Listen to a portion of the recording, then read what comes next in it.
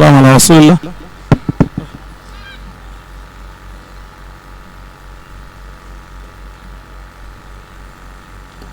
نعم. So Ibn al-Hajjaj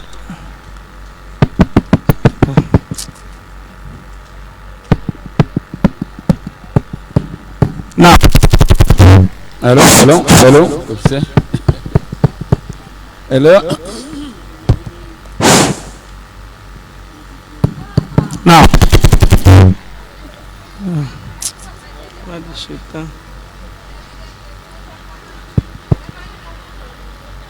اوكي.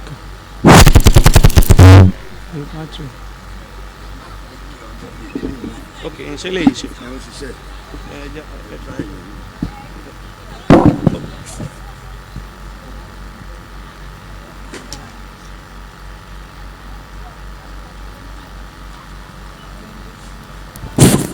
نعم. الحمد لله والصلاة والسلام على رسول الله. So Sheikh al-Hajjaj ó wá sọ fáwọn ọmọ kéwé tí wọn kì í ṣe ní bídà, àwọn ọmọ kéwé dáadáa ni.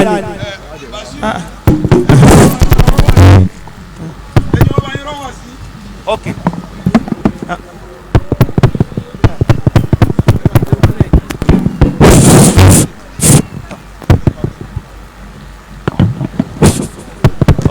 Now, Sheikh Ibn al-Hajjaj ó ń sọ fáwọn ọmọ kéwú ẹ̀.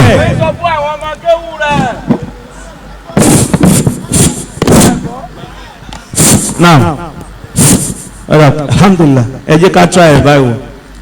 So irú àwọn ọ̀rọ̀ yìí tí a bá fẹ́ gbọ́ yé.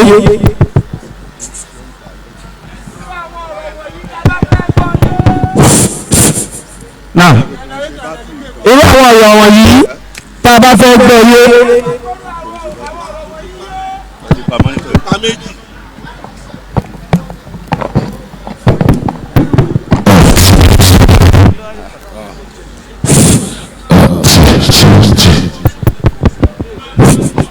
Okay.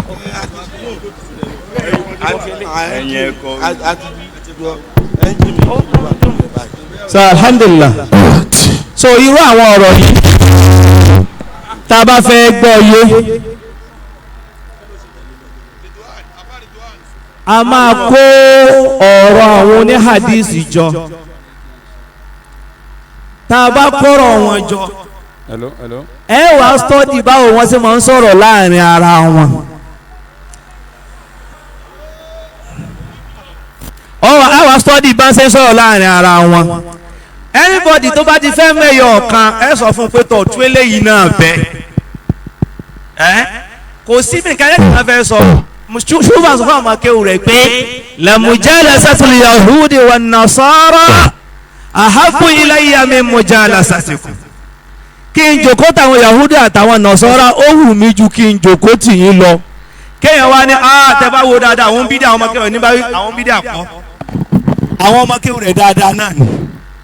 Ṣùgbọ́n tó ń wí òní wípé wọ́n dààmú ẹ̀ gbẹ́mọ̀ sọ fún pọ́nmọ́ ní hadith ṣe ń ṣe nu wọ́n èé fi wọ́n lọ́rùn lẹ̀ tó àáfà ó wà á ṣó ìtara pé wàhálà yìí ti pọ̀jù o kódà kí n jòkó táwọn Yahudi Nasara ó wù mí ju kí n jòkó tì í lọ. Ìtumọ̀ ẹ̀ ni pé àwọn Yahudi àti Nasara ò ní máa béèrè hadith lọ́wọ́ mi, ọ̀rọ̀ mi là máa sọ tó kí n wá mú kí n sọ pé ẹ ti wò báwọn ó fi hàn pé kọ́dà gan àwọn eléyìí gan wọ́n wọ́ sí ju Yahudi àti Nasara lọ ọ̀rọ̀ kanu.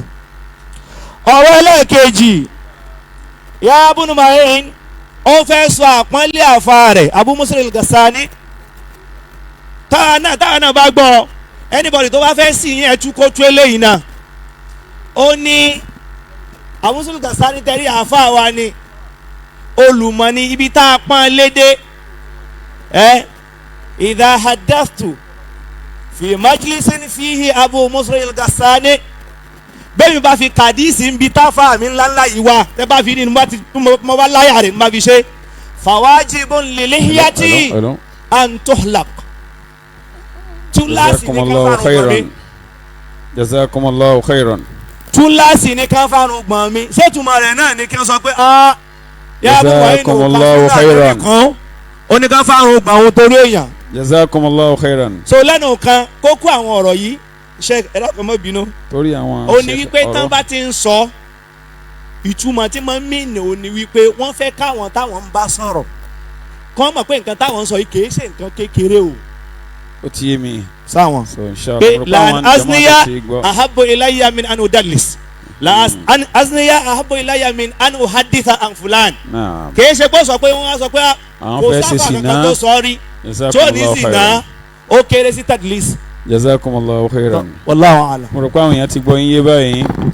àwọn Sheikh wa fẹ́ sọ̀rọ̀ Sheikh wa Imran Eleha wọ́n fẹ́ bá wa sọ̀rọ̀ ọ̀rọ̀ wọn dẹ̀ wúwo púpọ̀. Bismillah. Assalamu alaikum wa rahmatullahi ta'ala barakatuh. Dúpẹ́ fún gbogbo àwọn àfáà wa tí a pè Ọlọ́run kó bá wa san yín lẹ́san lóore. Ìdìde yín fi mawazini hasanatikum yawma nalqahu subhana. Mo ń fàsìkò yìí rán gbogbo ìjókòó ẹni tó wà nítòsí ẹni tó tilẹ̀ ń tó wà lórí Facebook. Mo rán yín létí pé lọ́la pẹ̀lú ògo Ọlọ́run aago 9 àárọ̀ la bẹ̀rẹ̀ ètò. Àwọn lecturer wa láti Ìlọrin tá a pè méjèèjì ti dé wọn lecturer tí ó ṣe fún wa lọ́la ti dé chairman náà pàdé wa ń bí lọ́la pẹ̀lú ògo Ọlọ́run a máa retí kálukú ká ètè dé lọ́la à ń retí àwọn méjì láti Ìlọrin wọ́n ti wà ń bí báyìí à ń retí ẹnìkan láti Ìbàdàn bóyá wọn náà ó dé lálẹ́ yìí à ń retí ẹnìkan láti Kòròdú àwọn náà ó dé wọn jí dé láàárọ̀ ọ̀la ká tètè dé lọ́la pẹ̀lú ògo Ọlọ́run by 9 á bẹ̀rẹ̀ ètò wa á tún fẹ́ dirú àsìkò yìí náà tó bá di January 1st ká ètè dé á open international conference a wá lọ sí yòókù ní ẹ̀rádínsìn pẹ̀lú ògo Ọlọ́run baba bismillah. Assalamu alaikum wa rahmatullahi wa barakatuh. Àkójọpọ̀ ọ̀rọ̀ tí ìjókòó panu pọ̀ lé lórí lẹ́ni ni a fẹ́ sọ níwọ̀nba ṣókí níta kọ́ńbì ń lọ bí gẹ́gẹ́ bí 8 pages mọ́ kò sáàyè àti kàámá a kàn fẹ́ sọ pọ́ìntì 6 péré ẹ̀rí tọ́pìkì alákọ̀ọ́kọ́ tí wọ́n sọ fún wa nípa pé báwo ni àwọn ẹni ìṣáájú báwo ni wọ́n ṣe máa ń ṣe àti dánilóhùn àti ìṣèfàǹfà lórí ọ̀rọ̀ tí wọ́n bá gbọ́ra wọn yé kókó ọ̀rọ̀ tí àwọn dókítà wa Dawud sọ fún wa ni pé al-khilaf tábà tiẹ̀ bára wa ṣe àròǹbọ̀hùn kó jẹ́ lórí nǹkan bíi far'iyya kì í ṣe níbi pé nǹkan tó jẹ́ àkídà pé Allahu wahidun ọ̀kan ṣoṣo lọ́lọ́run ọba àyè báyàn jiyàn bèèyàn rárá tábà jiyàn á jẹ́ pé nǹkan tó jẹ́ pé far'iyya ni fil ibadat aw fil adat. ẹlẹ́ẹ̀kejì wọ́n ní ta'amulul mukhalif bi tariqatin salisa la bi uslubin yuaddi ila fasadin akbar tá a bá tiẹ̀ fẹ́ báyàn ṣe fàǹfà kan kó má jẹ́ pé àwọn náà ó tún wá bá a ṣe fàǹfà lórí tí ó tún wá jẹ́ nǹkan bàjẹ́ sí ká bára wọn fà á kára bára wa ṣàlàyé fúnra wa tí ó jẹ́ kí ẹ̀sìn Islam tún lè lọ síwájú tí ìfẹ́ yóò fi lè wà láàrin àwa mùsùlùmí eléyìí ni tá a bá fẹ́ bára wa ṣe àròǹbọ̀hùn. tí baba wa Abdul Ali Jabata dawabitu tanawul al-ashkhas fil ikhtilaf baba tiẹ̀ bẹ́ẹ̀ nìkan bá ń sọ̀rọ̀ nípa ọ̀rọ̀ Islam tó bá ṣe mistake kan àbí kejì tá a bá fẹ́ correct ẹ̀ ọ̀nà wo là á gbà tá a fi correct ẹ̀ point tí wọ́n bá wa sọ ó lọ bí 12 sí 13 ṣùgbọ́n a lè sọ mọ́lẹ̀ ní kòlásọ̀ la fẹ́ sọ fúnra wa. àkọ́kọ́ wọ́n ní àtàdòbò fi uslubil jari wà tàdíl tábà tẹ̀lé yàn ṣe mistake ká fi pẹ̀lẹ́pẹ̀lẹ́ correct ẹ̀ ni kì í ṣe bí ká wá sọ di èébú. ẹlẹ́ẹ̀kejì kó mọ̀ sí jẹ́ pé bóyá a fẹ́ jà fúnra wa tó yẹ pé Islam la fẹ́ jà fún ta fẹ́ fòdodo ọ̀rọ̀ lélẹ̀ kò láà ń ṣẹ̀ṣẹ̀ ń bára wa jà ká máa búra wa torí àwọn tí wọ́n ń ṣe járí ìwátàrí láyé ìjọ́hun àwọn fẹ́ fi òdodo àdìsí múlẹ̀ ni kì í ṣe pé wọ́n fẹ́ jà fúnra wọn. ẹlẹ́ẹ̀kejì ẹ̀sìn Islam yìí àti dáwàtú fil Islam wọ́n ní kò lè tí ì péye o láì jẹ́ pé yẹn bá rí nǹkan méjì mú wa ó mú dání. àkọ́kọ́ àwọn àfáà àwọn àgbà tó ṣáájú a gbọ́dọ̀ mọ ṣàpọ́nlé wọn a kò gbọ́dọ̀ mọ bù wọ́n kù káàtì ẹ̀ pé wọ́n kù síbì kan wọ́n dá sọ́nà tó pọ̀ ibi tí wọ́n kù sí ni ká fi pẹ̀lẹ́pẹ̀lẹ́ gbé kalẹ̀ pẹ̀lú ọgbọ́n àti òye. ẹlẹ́ẹ̀kejì wọ́n ní anasiha ká máa ṣe wáàsí for everybody kò sẹ́ni tó kọjá wáàsí ọba ni o, ìjòyè ni o, àáfàá ni o, bàbá wa ni, ìyá wa ni o, kò sẹ́ni tó kọjá correction. Ọ̀nà tá a bá gbàgbé kalẹ̀ ni ó jẹ́ káǹfààní wáàsí wa ni ó jẹ́ kó yọ. Ẹ̀rí tí bàbá wa Sheikh wa Riyadi tí wọ́n sọ tán láìpẹ́ yìí, wọ́n ní ipa tí al-Ilam social media ipa tó ń kó ní àwùjọ. Ní tí wọ́n bá sọ nípa rẹ̀, wọ́n sọ púpọ̀ nípa definition tí ń jẹ́ social media.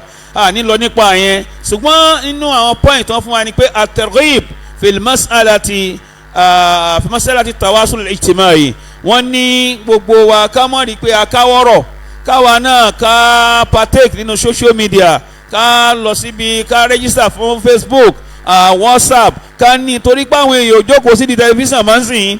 Tá a fà bá jẹ́ oníwàásí òdodo tó bá ṣe wàásí lẹ́ẹ̀kan almost 2.9 billion yàn ní ó gbọ́ lẹ́ẹ̀kan náà, wọ́n fẹ́ wọ́n kọ̀ ó ti dórí fóònù wọn.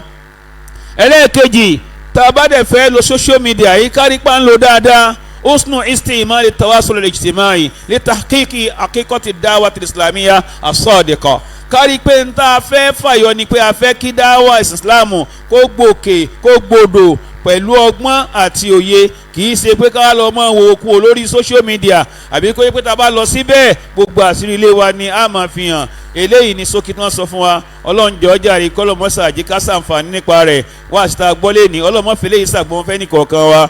Ní ṣókí al-ikhlas ní kókó ní gbogbo à ń sọ nípa rẹ̀. Al-ikhlas sincerity ni wọ́n ń sọ nípa rẹ̀ fún wa. Kájẹ́ kọ́kàn wa mọ́ nítorí tọ́lọ́run tànábì wa Muhammad sallallahu alaihi wasallam la fẹ́ ṣe wáàsí, la fẹ́ gbọ́ wáàsí, la fẹ́ báyàn fàṣẹ fàǹfà láti fi òdodo lélẹ̀, kì í ṣe nítorí nǹkan míì nífẹ̀ẹ́ inú ara wa, àbí ká lè bá a hàn kán lè bá a mọ̀ páwa ní àbáwa ní. Eléyìí kọ́ ni kókó. Ọlọ́njọ́ jàre kọ́lọ́mọ́sà ṣe dára fẹ́ ní kọ̀ọ̀kan wa. Ihdina siratal mustaqim siratal ladhina an'amta alayhim ghayril maghdubi alayhim waladdallin. Bàbá wa Sheikh wa Imran Eleha tán gbélé yìí kalẹ̀, owó ni wọ́n ná, ara ni wọ́n ná. Ọlọ́mọ́sà bá dúró tì wọ́n. DaaruNaim ọlọ́mọdé kó kú láéláé. Gbogbo àwọn tí wọ́n ran DaaruNaim lọ́wọ́, gbogbo àwọn táwọn ran DaaruNaim lọ́wọ́, ọlọ́mọsà àdúró tẹ̀ nìkọ̀ọ̀kan wa. Subhanaka Allahumma wa bihamdik nashhadu an la ilaha illa ant nastaghfiruka wa natubu ilaik. Wassalamu alaikum wa rahmatullahi wa barakatuh.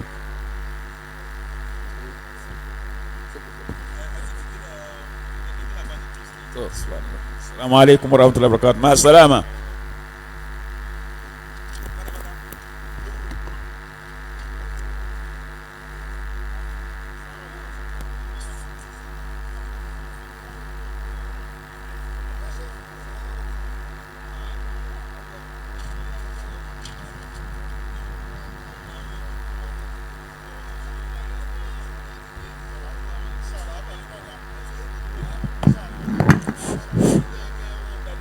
Assalamu alaikum.